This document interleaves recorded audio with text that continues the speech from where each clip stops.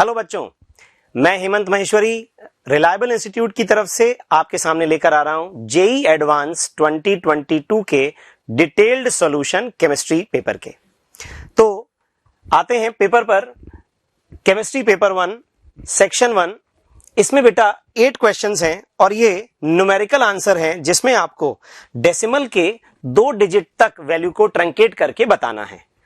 थोड़ी सी कैलकुलेशन इस पार्ट में ज्यादा है और इसमें अच्छी बात यह है कि नेगेटिव मार्किंग नहीं है। आते हैं क्वेश्चंस पर। 2 mole of mercury is combusted in a fixed volume bomb calorimeter, fixed volume bomb calorimeter with excess of O2 at 298 kelvin.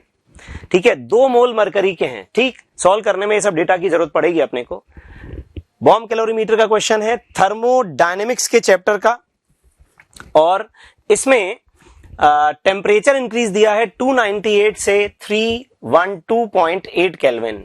If heat capacity of bomb calorimeter and enthalpy of formation of mercury are 20 and 61.32 at 298 calculate standard molar enthalpy of formation of HgO।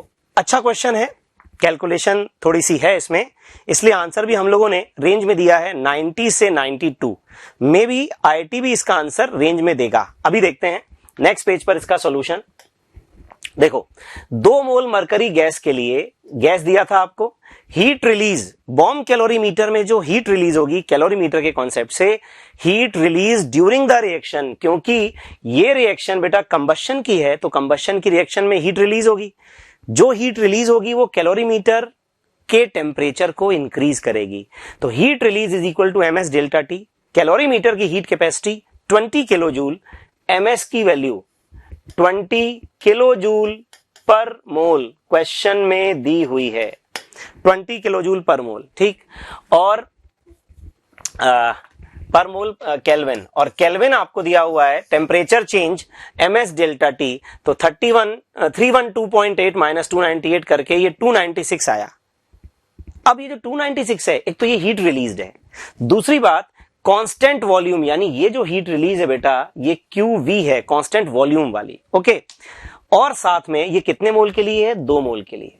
तो अगर मैं इस reaction में mercury का delta U combustion की बात करूं, delta U combustion, तो एक तो वो 1 मोल के लिए हो जाएगा, ये 2 मोल है 296, वो होगा 1 मोल यानी 148, प्लस साथ में क्योंकि ये हीट रिलीज है, हीट रिलीज, तो इस पे आएगा नेगेटिव साइन। और कांस्टेंट वॉल्यूम की कंडीशन में जो डेल्टा U होता है वो किसके बराबर होता है? QV, हीट के बराबर।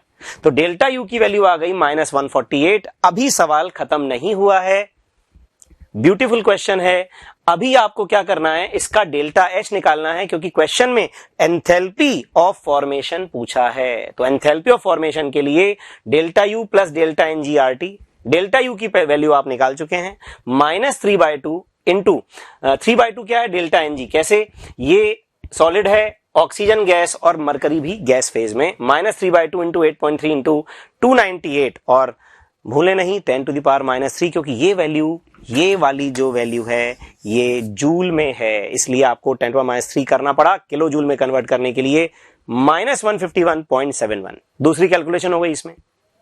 इसके बाद अभी तीसरी कैलकुलेशन बाकी है क्वेश्चन में कंफ्यूज करने के लिए।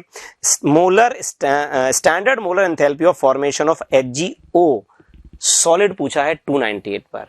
अब 298 पर जो मरकरी की स्टैंडर्ड रेफरेंस स्टेट है बेटा, मेरे ख्याल से वो लिक्विड होती है, और ये जो हमने डेल्टा H निकाला है ये तो गैस के लिए निकाला है, इसीलिए आपको इसको गैस में कन्वर्ट करना पड़ेगा। एक छोटा सा साइक्लिक लूप बनाना पड़ेगा आपको। इस रिएक्शन के लिए डेल्टा H अगर चाहिए तो ये वाला डेल्टा H1 और ये वाला डेल्टा H2, इन दोनों को ऐड करके ये डेल्टा H आ जाएगा। इसकी एंथैल्पी क्वेश्चन में दी हुई है 61.32, which is enthalpy of formation of Hg gas, और डेल्टा H2 आपने ये कैलकुलेट किया है, ये वाला। तो इन दोनों का सम इस डेल्टा H के बराबर होगा, विच इज -90.39। ये वाली जो वैल्यू है बेटा ये x की है, और क्वेश्चन में मॉड ऑफ x पूछा है, यानी 90.39। अब मेरा ये मानना है, जैसा कि आईआईटी में प्रीवियस ईयर्स में भी हमने देखा है कि अगर कैलकुलेशन टफ होती है तो आईआईटी वाले थोड़ा सा रेंज दे देते हैं।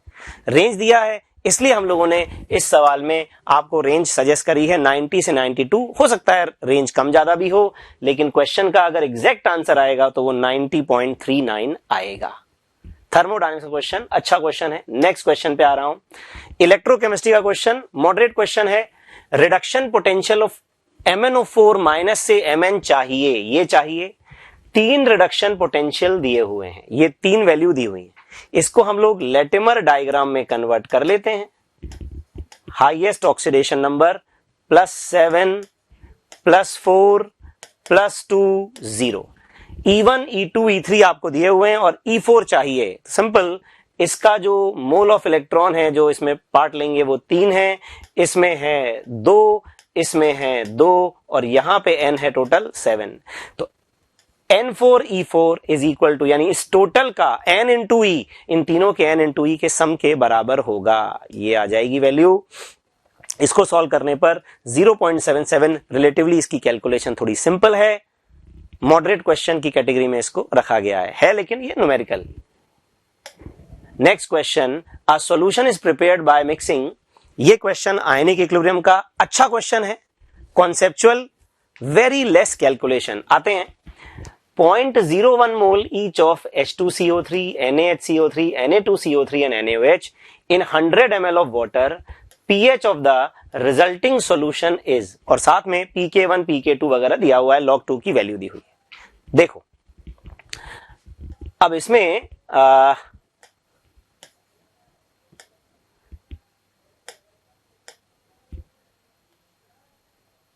ये गलती से H2SO3 आ गया है, H2CO3 अपन कर लेंगे।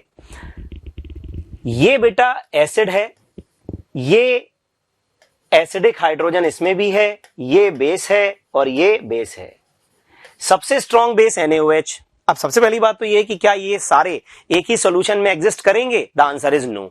लेकिन अगर T इक्वल टू 0 पर स्टार्टिंग में सॉल्यूशन में ये सब डाले गए हैं तो ठीक है, इनकी आपस में रिएक्शन होने दो। स्ट्रॉन्गेस्ट बेस सबसे पहले स्ट्रॉन्गेस्ट एसिड से रिएक्शन करेगा, जो ये दोनों हैं। This is strongest base, strongest acid, और ये सॉल्ट बनेगा NaOH। इसका 1:1 में दिया हुआ है, NaHCO3 आएगा 0.01 मोल, ये बनेंगे। अब सॉल्यूशन में टोटल NaHCO3 के हो गए 0.02 मोल और Na2CO3 के 0.01 मोल। तो pH, ये बफर सॉल्यूशन बन गया। और बफर सॉल्यूशन की pH बेटा किससे निकालते हैं? हेंडरसन इक्वेशन से, जो कि आयनिक इक्विलिब्रियम के चैप्टर में आता है। pH is equal to pK2। pK2 क्यों? H2CO3 Ka1 HCO3 minus Ka2 CO3 2 minus. आपको इस कॉम्बिनेशन के लिए बफर लगाना है। तो इसमें एसिड कौन है? HCO3 minus. बेस कौन है? CO3 2 minus. इसलिए कौन सा K यूज होगा? pK2। तो pK2 हमने यूज किया और pK2 plus log base upon acid. Base है कार्बोनेट 0.01 मोल, एसिड है बाइकार्बोनेट 0.02। तो ये आ गया 10.32 प्लस लॉग 1/2, इट इज 10.02। इसका आंसर भी हम लोग रेंज में सजेस्ट कर रहे हैं कि बच्चों के ऊपर प्रेशर ना हो, आईआईटी भी रेंज में दे तो बेटर है। वैसे 10.02 आंसर आएगा according to given data. It is tough question, ionic equilibrium advance में इसको हम लोग डिस्कस करते हैं। नेक्स्ट क्वेश्चन बेटा इनऑर्गेनिक का क्वेश्चन है, क्वालिटेटिव एनालिसिस, जो प्रैक्टिकल इनऑर्गेनिक केमिस्ट्री है उसका क्वेश्चन है। ये एक छोटी सी रिएक्शन आपसे करने को बोल रहा है। कॉपर नाइट्रेट की रिएक्शन एक्सिस KI के साथ, ब्राउन सॉल्यूशन। कॉपर नाइट्रेट जब एक्सिस KI से रिएक्शन करता है तो एक ये बनता है बेटा व्हाइट प्रेसिपिटेट और एक बनता है ये brown solution, dark brown colour का ये सॉल्यूशन होता है I3 माइनस का। चलो ठीक है, PPT बन गया CuI, ठीक। उसके बाद H2S इस ब्राउन सॉल्यूशन में अगर आप पास करते हैं तो दूसरा PPT बनता है। अब यहां पे एक इंपॉर्टेंट, एक ट्रिकी बात आ रही है और वो ये है कि इस सॉल्यूशन में आप H2S पास कर रहे हैं, ना कि PPT के साथ रिएक्शन करवा रहे हैं। तो सॉल्यूशन में जब I3 माइनस में H2S पास करेंगे तो ये बेटा ऑक्सीडाइजिंग एजेंट है और H2S you know it is reducing agent, ये कर देगा और सल्फर का PPT बनेगा, बाकी एज इट इज। तो सल्फर का पीपीटी मोल कैलकुलेशन से 0.01 मोल आएंगे और इसका मास हो जाएगा 0.32। क्वेश्चन इनऑर्गेनिक का है, लेकिन साथ में उसमें मोल कॉन्सेप्ट भी यूज किया जा रहा है, जो कि एकदम ऑब्वियस है। ये चाहते हैं आप रिएक्शन याद करें आईटी वाले, और ये भी साथ में सोचते हैं कि रिएक्शन याद करके आप उसमें मोल भी लगाएं, स्टोइकियोमेट्री भी यूज करें। ये क्वेश्चन हो गया 0.32। टफ क्वेश्चन की कैटेगरी में है क्योंकि रिएक्शन थोड़ी सी अच्छी इसमें इन्वॉल्व है। Now coming to the next question, again nitrogen oxygen family inorganic का सवाल। मैं आपको बता दूं इस बार आईटी के दोनों पेपर मिला के इनऑर्गेनिक के सवाल फिजिकल से ज्यादा है। इनऑर्गेनिक का कंटेंट इस बार ज्यादा हो गया है, लेकिन उसमें फिजिकल के मोल का पार्ट इन्वॉल्व है कि भाई मोल कॉन्सेप्ट का क्वेश्चन भी उसमें इन्वॉल्व हो जाएगा। जैसे कि इस क्वेश्चन में भी 1.24 white phosphorus you know P4 boiling NH के साथ रिएक्शन कर रहा है इनर्ट एटमॉस्फेयर में और गैस क्यू बन रही है। तो ये वाली रिएक्शन बेटा सिग्नेचर रिएक्शन है, एनएच में भी पढ़ाते हैं, फास्फोरस में पढ़ाते हैं। जो भी नॉन मेटल्स NaOH के साथ रिएक्शन करते हैं वो डिस्प्रोपोर्शनेट होते हैं। तो PS3 और NaH2PO2 एनसीईआरटी में भी रिएक्शन दी हुई है, डोंट वरी। PS3 बन गया बैलेंस रिएक्शन से 0.01 मोल से 0.01 मोल।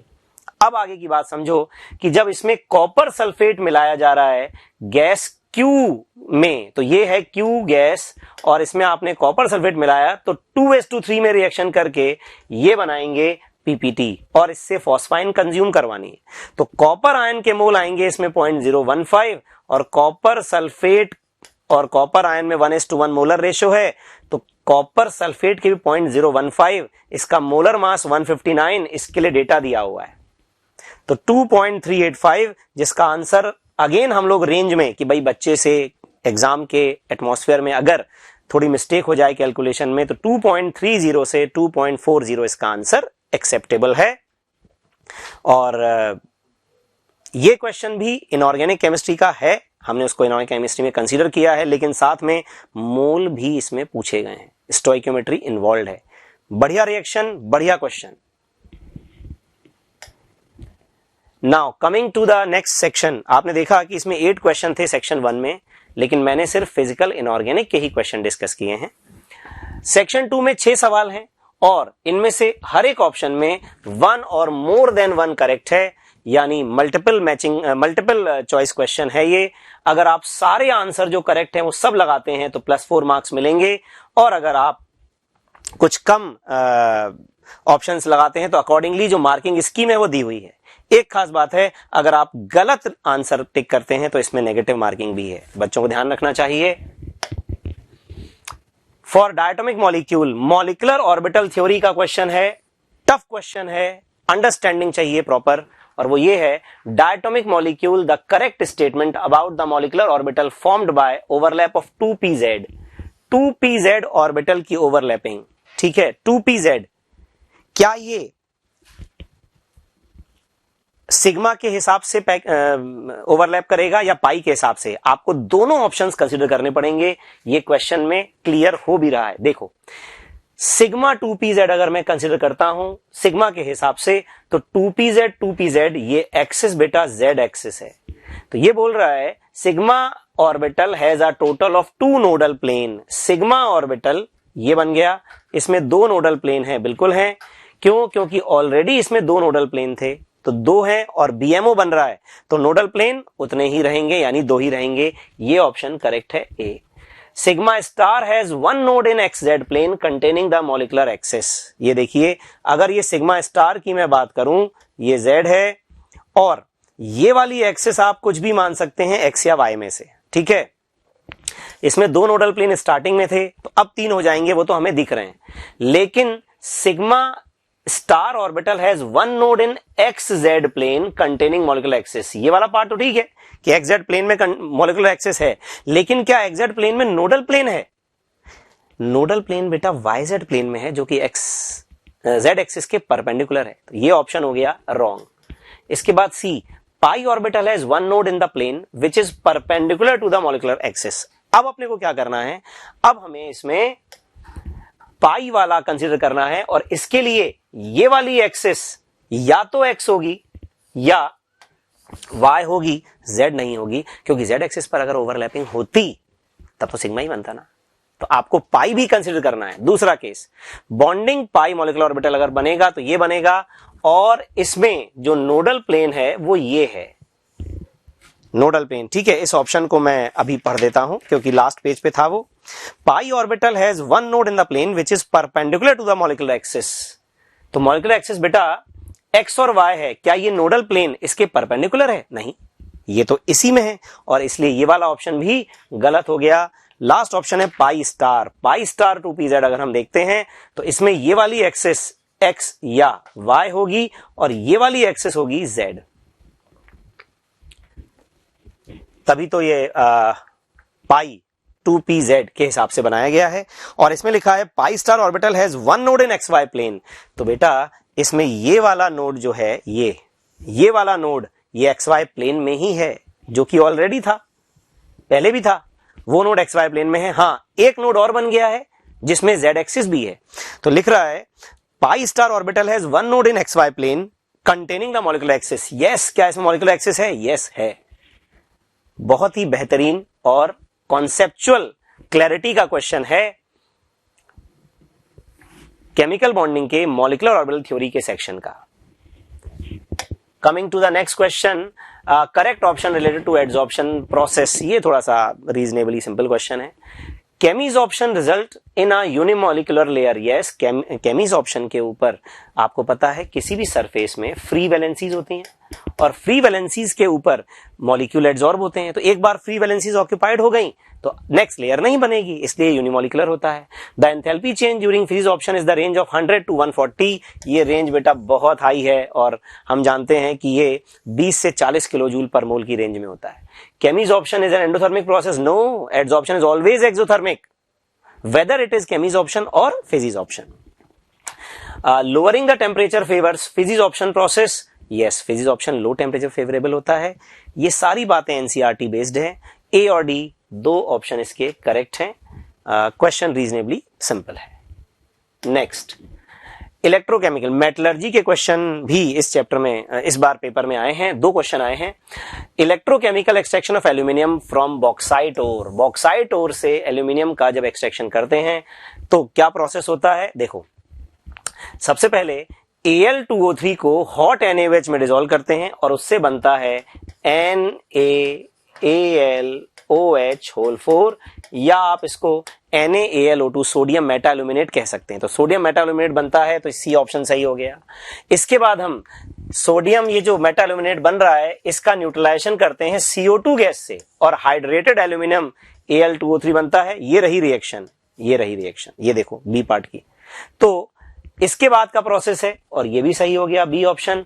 और उसके बाद जो ये Al2O3 बनता है, सबसे पहले इसको हम डिहाइड्रेट करते हैं कैल्सिनेशन से, Al2O3, और ये बनता है प्योर एल्यूमिना। प्योर एल्यूमिना की हम इलेक्ट्रोलिसिस कराते हैं मोल्टन स्टेट में, क्रायोलाइट के प्रेजेंस में, क्रायोलाइट मिक्स करके जब हम इसकी इलेक्ट्रोलिसिस कराते हैं यूजिंग ग्रेफाइट एनोड। तो एनोड पर बनता है CO2 और कैथोड पर एल्यूमिनियम फ्री हो जाता है। बी सी डी ये तीनों ऑप्शंस यहां पे आएंगे, तीनों ही करेक्ट आंसर है। मेटलर्जी का क्वेश्चन है। Next, coming to the next question, treatment of galena with. Galena क्या होता है? ये PBS, अगेन इनऑर्गेनिक केमिस्ट्री का question.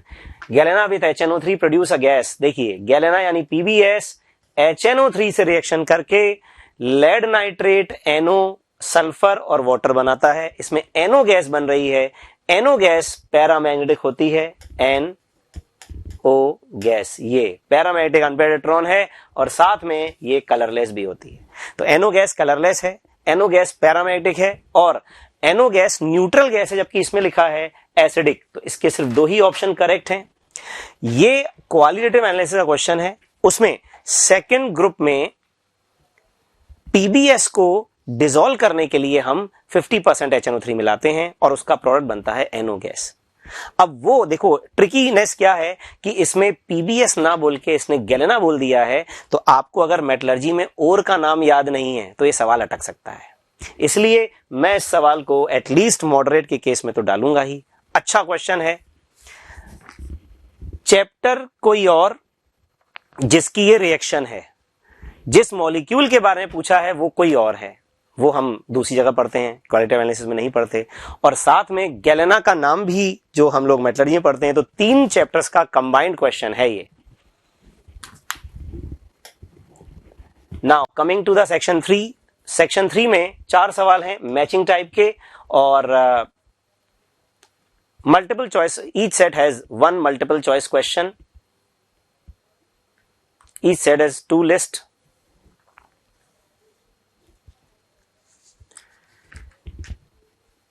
Only one of these 4 option satisfy the condition as the multiple choice question. तो ये भी सिंगल चॉइस ही है, लेकिन मैचिंग पर बेस्ड है, आपको मैचिंग करवानी पड़ेगी।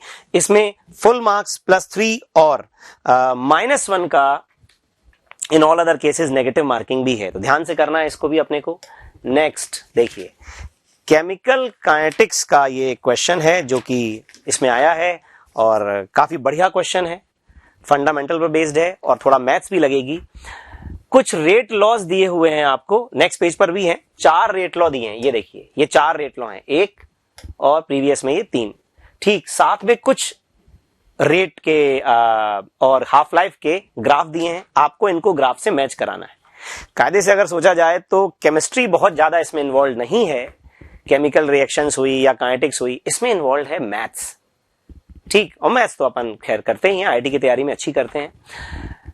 तो देखते हैं, एक रेट लॉ ये दिया हुआ है जिसमें न्यूमरेटर डिनोमिनेटर दोनों में ही रिएक्टेंट का अमाउंट है under all possible initial concentration of x. All possible, कोई भी इनिशियल कंसंट्रेशन, इसमें कोई लिमिटिंग वैल्यू नहीं दी है, बाउंड्री कंडीशन नहीं दी है। अगर सेकंड पे आए तो इसमें लिखा है initial concentration X are much less than XS. तो इसको अगर मैं देखूं, initial concentration of X are much less than, इसका मतलब ये वाली वैल्यू ना के बराबर है, तो ये बन जाएगा बेटा एक्स एक्स एस, ये दोनों कांस्टेंट है एक्स, यानी ये तो फर्स्ट ऑर्डर बन गया, गिवन बाउंड्री कंडीशन में फर्स्ट ऑर्डर बन गया। इसमें X are much higher than X, यानी अब ये वाली वैल्यू कुछ नहीं है, 0, तो ये बन गया बेटा सिर्फ के, यानी ये आ गया बच्चों 0 ऑर्डर रिएक्शन। ठीक है, नेक्स्ट वाले पे भी आता हूं। नेक्स्ट वाले में initial concentration of X is much higher than XS, इसमें भी ये बहुत बड़ा है और ये 0 है, तो ये बन जाएगा बेटा के एक्स स्क्वायर, यानी अगेन क्या बन गया, के एक्स स्क्वायर हटा देते हैं, ये भी फर्स्ट ऑर्डर बन गया। ठीक, अब इसके नेक्स्ट स्लाइड पे मैं आता हूं, देखो सॉल्यूशन क्या है। सबसे पहले सेकंड देखेंगे, आपको बताया सेकंड बन गया ये फर्स्ट ऑर्डर, उसके बाद थर्ड बन गया 0 ऑर्डर, और फोर्थ में फिर से फर्स्ट ऑर्डर बन गया। जो फर्स्ट केस है उसमें कोई बाउंड्री कंडीशन नहीं है, तो आपको उसको तरीके से इंटीग्रेशन करके सॉल्व करना पड़ेगा। अगर ये फर्स्ट ऑर्डर हो गया है तो फर्स्ट ऑर्डर में हाफ लाइफ का जो ग्राफ है वो कांस्टेंट होता है, यानी फर्स्ट ऑर्डर में क्यू आएगा, तो सेकंड वाले ऑप्शन में क्यू मैच करेगा। और साथ में ये देखें आप, ln x का ग्राफ दिया हुआ है फर्स्ट ऑर्डर के लिए, डिक्रीजिंग ग्राफ आता है, तो फर्स्ट के ऑप्शन हो सकते हैं जो सेकंड वाले के q और t, सेकंड वाले के जो ऑप्शंस हैं वो q और t हो सकते हैं। ऐसे ही 0 ऑर्डर के हिसाब से भी आपको बताया जाता है पूरा, तो ये हो जाएगा 0 ऑर्डर के हिसाब से, एक मिनट, हाँ, 0 ऑर्डर के हिसाब से एक तो ये वाला ग्राफ एस वाला ग्राफ है इसका, और साथ में क्या हाफ लाइफ का कोई ग्राफ इससे मैच कर रहा है, नहीं, हाफ लाइफ का कोई ग्राफ इससे मैच नहीं कर रहा है, तो इसका जो आंसर आएगा वो आएगा एस ऑप्शन, किसका, सेकंड ऑप्शन का। थर्ड वाला जो फोर्थ वाला जो है, इसमें अगेन फर्स्ट ऑर्डर बना, तो इसका ऑप्शन भी QT आएगा, तो Q, S और T, वैसे इसमें Q भी आना चाहिए, इसमें T भी आना चाहिए, लेकिन दिया नहीं है, अपने को इसी से मैच मिल जाएगी। अब इसमें पॉइंट ये आता है QST क्या और किसी में है, किसी में नहीं है। तो अगर आप ये तीनों कर लेते हैं, तो जिसमें बाउंड्री कंडीशन नहीं दी है फर्स्ट वाला, उसमें आप इजीली ये बिना सॉल्व किए आंसर बता सकते हैं। ठीक है, लेकिन आपके लिए सॉल्यूशन भी दिया है मैंने, जो आप वीडियो पॉज करके देख सकते हैं। ये कंप्लीटली आपको इंटीग्रेशन से सॉल्व करना पड़ेगा, ये इंटीग्रेशन है, इस तरह का इंटीग्रेशन वैसे मैथ्स के हिसाब से बहुत टफ नहीं होता है। और यहां से हाफ लाइफ का फंक्शन आ जाएगा इस तरह का, और ये हाफ लाइफ का function y is equal to mx plus C type का है, जिसमें स्लोप है 1/2k और इंटरसेप्ट आ गया है ये पूरा टर्म, क्योंकि एक्सेस और k कांस्टेंट है। तो ये सवाल, अब आईआईटी आपसे क्या एक्सपेक्ट करता है? आईआईटी आपसे एक्सपेक्ट ये नहीं करता कि कोई भी सवाल देखा आपने ब्लाइंडली शुरू कर दिया। अरे यार, आप के पास एक अच्छा ब्रेन है, अच्छी प्रिपरेशन करी है, आपको यह भी तो देखना आना चाहिए कि कौन सा क्वेश्चन ट्राई करना है, कौन सा नहीं करना है, और यह भी फील होना चाहिए कि किस क्वेश्चन में क्या अगर कुछ ऑप्शन चेक करने से कोई सिंपल हो सकता है, बाकी के सारे ऑप्शन ट्राई ना करने पड़े। जैसे इस सवाल में 3 ऑप्शन देख के ही आंसर आ गया, फर्स्ट ट्राई क्यों करना है? क्योंकि अगर फर्स्ट ट्राई किया तो बेटा एक काफी भारी क्वेश्चन हो सकता है, बहुत टाइम जाएगा आपका इसमें। Now coming to the next question, inorganic का आगे ये क्वेश्चन आ गया है, contain compound and list second contains reaction. Second reaction में जो भी सेकंड कॉलम में लिस्ट में दिए हुए हैं उनसे फर्स्ट वाले कंपाउंड कैसे कैसे बनेंगे, सिंगल चॉइस है। ये इसकी रिएक्शन दी हुई है, H2O2 BaO2 और H2SO4 से बनेगा और BaO2 और HCl से बनेगा। सेकंड रिएक्शन ये जो MgOH ट्वाइस है, MgOH ट्वाइस इस रिएक्शन से भी बनेगा और साथ में MgCl2 plus CaOH twice reaction से भी बनेगा, यानी R वाली रिएक्शन से। और साथ में जो BaCl2 है तो BaCl2 बेटा S से बनेगा, सिर्फ S वाली रिएक्शन है ये। और जो CaCO3 है वो P से भी बनेगा और T से भी बनेगा, ये T रिएक्शन। तो अब आप देख सकते हैं इसमें कौन सा मैच कर रहा है, answer is D। First Q से मैच कर रहा है, ये रिएक्शन बेटा Q है, ये वाली रिएक्शन S है, Q और S, तो Q मैच कर गया आपको। सेकंड R, सेकंड देखो R से मैच कर रहा है, और थर्ड वाला S से मैच कर रहा है आपका, ये अलोन अलोन ही ऑप्शंस हैं। और फोर्थ वाला P और T दोनों से मैच कर रहा है, जबकि इसमें P वाला मैच कराया हुआ है, तो D ऑप्शन इज करेक्ट। ये भी बढ़िया क्वेश्चन है, रिएक्शंस इन्वॉल्व है, इनऑर्गेनिक का सवाल है। नेक्स्ट है, ये भी इनऑर्गेनिक का है, कोऑर्डिनेशन के चैप्टर का टफ क्वेश्चन है। कुछ कॉम्प्लेक्सेस दिए बेटा और उनकी प्रॉपर्टीज, ये सारी प्रॉपर्टीज आपको थ्योरी में करवाई जाती हैं। और वैसे क्वेश्चन में अगर इंडिविजुअल बात की जाए तो इजी ही है, लेकिन क्योंकि मल्टीपल टाइप की मैचिंग हो गई है, आप देख सकते हैं एक एक ऑप्शन में कई सारे आपको ट्राई करने पड़ेंगे।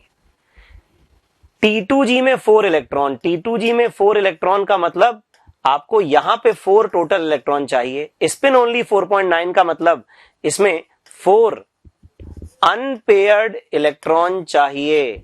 और लो स्पिन कॉम्प्लेक्स आयन, ठीक है, मेटल इन +4 ऑक्सीडेशन नंबर और D4 स्पीशी। तो हर कॉम्प्लेक्स को आपको एनालाइज करना है। जैसे CrCN4 6-, इसमें सबसे पहले हमने निकाला क्रोमियम का ऑक्सीडेशन नंबर, +2 आ गया, 3D4 हुआ। तो इसमें आप देख सकते हैं D4 स्पीशी, ये T देखो मैच कर गया। उसके बाद SFL यानी स्ट्रॉन्ग फील्ड लिगेंड है, साइनाइड, तो ये लो स्पिन भी होगा, और लो स्पिन का मतलब ये R ऑप्शन भी मैच कर गया।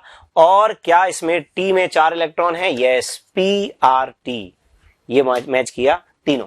इसके बाद हम आते हैं RuCl, इसमें देखो Ru का एटॉमिक नंबर दिया हुआ है, रुथीनियम क्लोराइड का कॉम्प्लेक्स है, Ru +4 में है, ठीक है, +4 में, लेकिन ये 3D4 आ गया बेटा, 3D4 आया तो लो स्पिन, तो इसमें भी आंसर P मैच करेगा। T2G में 4 इलेक्ट्रॉन है, लो स्पिन का मतलब R भी मैच करेगा और T भी मैच करेगा, +4 T यानी D4 स्पीशी। और इसमें तो S भी मैच कर रहा है क्योंकि मेटल आयन 4+ ऑक्सीडेशन नंबर में। तो वैसे इंडिपेंडेंट अगर एक एक ऑप्शन देखा जाए तो क्वेश्चन सिंपल है, लेकिन क्योंकि ट्राई ज्यादा करना है, टाइम ज्यादा लगेगा। अभी देखिए 2 ही पार्ट ट्राई किए हैं, तो ये थोड़ा कॉम्प्लिकेटेड हो गया है, टाइम ज्यादा लगता है, बच्चे थोड़ा सा अपना कंट्रोल एग्जाम में खो देते हैं, घबरा जाते हैं, इसीलिए इस कैटेगरी में डाला जाएगा टफ में। क्रोमियम +2 H2O6 Cr2+, ठीक है, क्रोमियम 2+ आ गया तो 3D4 हो गया। इसमें वीक फील्ड लिगेंड है, वीक फील्ड लिगेंड है तो 4 अनपेयर्ड इलेक्ट्रॉन है, ठीक है। तो सबसे पहले तो इसमें 3D4 यानी T ऑप्शन तो मैच कर ही गया। उसके बाद 4 अनपेयर्ड इलेक्ट्रॉन है तो Q ऑप्शन मैच कर गया, और मेटल +4 में नहीं है, लो स्पिन भी नहीं है, T2G में 4 इलेक्ट्रॉन नहीं है, तो दो ऑप्शन इसमें मैच किए। लास्ट वाले में Fe2+ है, 3d6 है, Fe2+, ठीक है। तो क्या T2G में 4 इलेक्ट्रॉन है? यस, ये है ना, देखो T2G4 आ गया, तो पी ऑप्शन सही होगा। Spin only magnetic moment, 4 unpaired electron भी हैं, क्यू भी सही है। क्या ये लो स्पिन है? नहीं, ये हाई स्पिन है क्योंकि इसमें वीक फील्ड लिगेंड है। मेटल +4 में है? नहीं है। D4 स्पीशी है? वो भी नहीं है।